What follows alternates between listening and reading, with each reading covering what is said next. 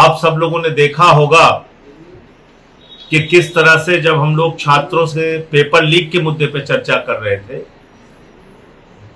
उनकी व्यथा सुन रहे थे कि किस प्रकार से नीट में 22 लाख छात्रों का भविष्य बर्बाद हुआ पेपर लीक के कारण।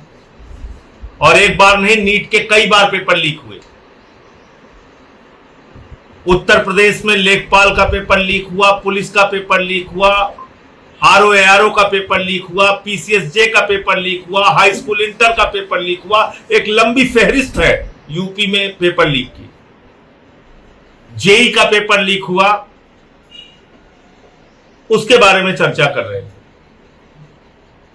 उसी वक्त गैर कानूनी ढंग से वहां पे एडीएम सिटी आते हैं, पुलिस के अधिकारी आते हैं और उस चर्चा को रोकने का काम करते हैं, जो कुछ मीडिया के कैमरे में भी कैद है।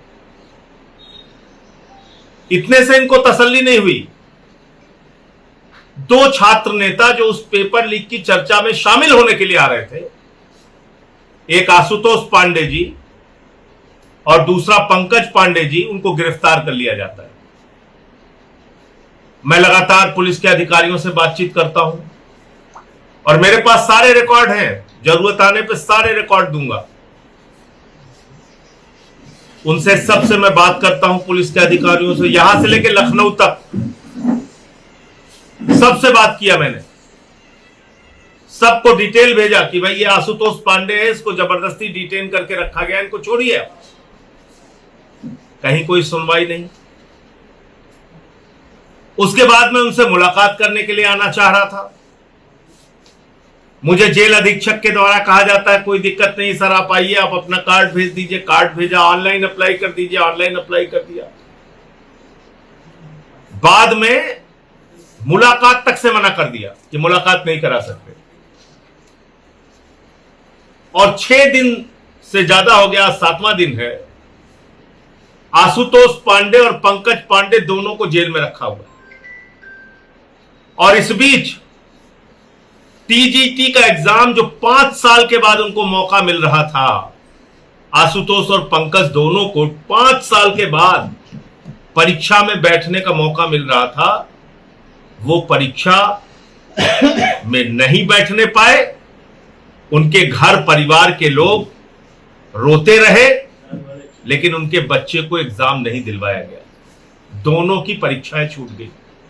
14 तारीख को फिर परीक्षा है आशुतोष की, उसका भी एडमिट कार्ड है, वो डिटेल मैं आपको दे दूंगा। लेकिन प्रशासन को सुनने के लिए तैयार नहीं। सुप्रीम कोर्ट का स्पष्ट आदेश है, कानून के अच्छे जानकार है राय साहब, अनुग्रह भाई सब बताएंगे आपको। किसी को भी अगर आप अरेस्ट कर रहे हैं तो ग्राउंड्स ऑफ अरेस्ट देना आवश्यक है। देश की सारी एजेंसी के ऊपर यह कानून लागू है कि अगर आप किसी को गिरफ्तार कर रहे हैं तो गिरफ्तारी का आधार देना आवश्यक है। क्या आशुतोष पांडे को गिरफ्तारी का आधार बताया गया? क्या उनके परिवार को गिरफ्तारी का आधार बताया गया? क्या पंकज पांडे या उनके परिवार या उनके मित्रों को गिरफ्तारी का आधार बताया गया? नहीं, कुछ नहीं पता। हाईकोर्ट से फटकार पड़ रही है लगातार उत्तर प्रदेश के अधिकारियों को। और योगी आदित्यनाथ जी आंख पे पट्टी बांध के बैठे हुए हैं।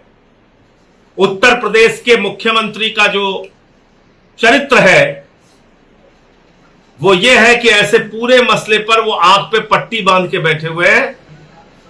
उनके अधिकारी जो मन में आ रहा है वो कर रहे हैं, उनके निर्देश पे कर रहे हैं। तो ये भी उत्तर प्रदेश की जनता देख रही है, अधिकारी मनमाने ढंग से कर रहे हैं।